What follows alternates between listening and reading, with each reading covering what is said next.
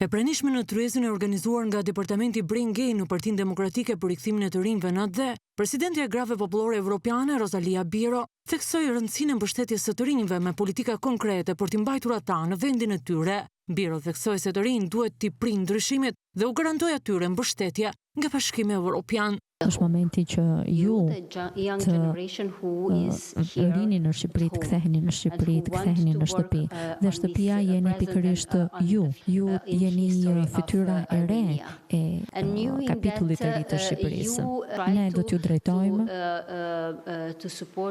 dhe do t'ju mbështesim në mënyrë që ju të realizoni synimet tuaja. Presidenti e nderit të Grave në EPP, Doris Pak, hodhi akuza të forta ndaj qeverisë se ka prioritet vetëm vjedhjet, duke i vrarë të ardhmen të rinjve, çka i detyron ata të largohen. Është në rrezik e ardhmja juaj, sepse duket se qeveria aktuale nuk ka asnjë interes tek ju. Qeveria është e interesuar vetëm për të mbushur xhepin.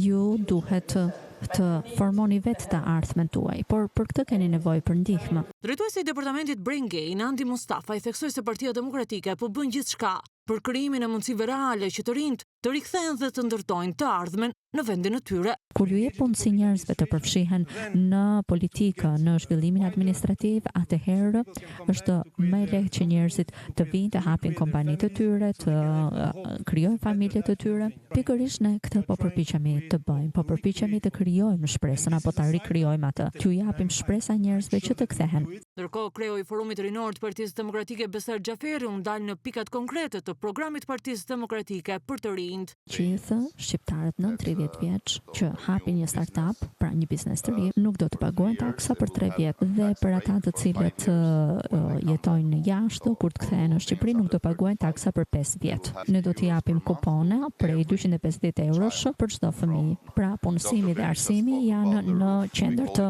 programit ton. Gjithashtu kemi një plan që e titullojmë një çati për çdo çift. Do t'i japim mundësi të rinjve të shpëtojnë nga rrethi viciozi 25%, që 25% të tarifës duhet ta paguajnë vetë të kredisë dhe do të jepet për këto çifte të reja në formën e grantit.